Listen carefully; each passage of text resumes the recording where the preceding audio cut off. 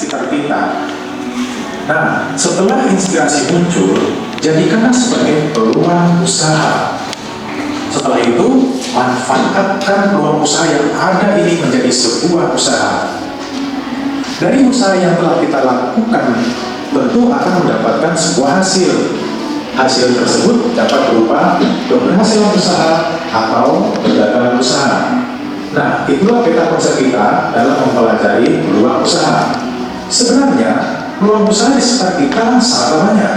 Namun, tidak semua peluang usaha atau bisnis dalam hal ini konsumen merasa terpenuhi kebutuhannya, maka usaha kita mempunyai nilai jual. Yang kedua, memiliki keunggulan bersaing.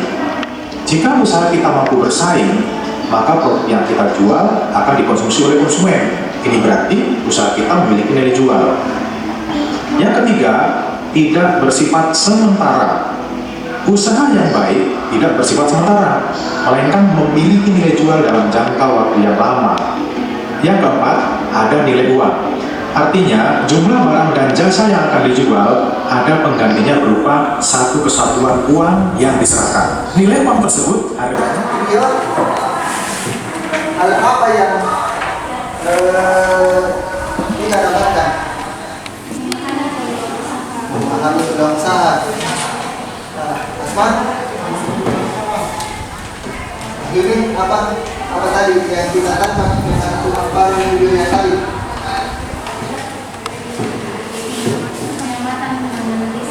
Menganalisis. Salsa. Apa yang ditangkap, yang dipikirkan tadi mengenai pemaparan video? Begitu. Yang lain? Ya. Kedua? Usaha. Pertanyaan berikutnya, kira-kira seberapa penting kita mempelajari pembelajaran kedua usaha ini? Atau tidak? Nah, sekarang di lingkungan sekitar kalian, apakah pernah ada yang kita lihat usaha-usaha di sekitar kalian? Bisa disebutkan?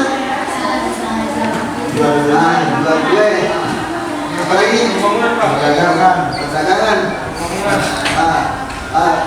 Masih banyak lagi ya. Jadi dari beberapa itu istilahnya pengusaha, ya kan? Pengusaha itu kadang ada pernah yang lihat pengusaha yang gagal? Tidak? Ada? Pernah? Apa itu? Maksudnya pernah lihat di lingkungan sekitar bagaimana ketika pengusaha itu gagal? Pernah? Kira-kira apa penyebabnya itu? Contoh kayak jualan online kan? Dia memiliki barang tersebut sudah stok tapi cara produksinya kurang sehingga barang tidak terjual. Itu salah satunya. Jadi sebelum ada tipe dari orang yang berusaha itu langsung, tapi ada sebelum terjun dia mempelajari seluk-beluk dari usaha tersebut sebelum dia terjun. Jadi untuk mengurangi resiko-resiko untuk kedepannya.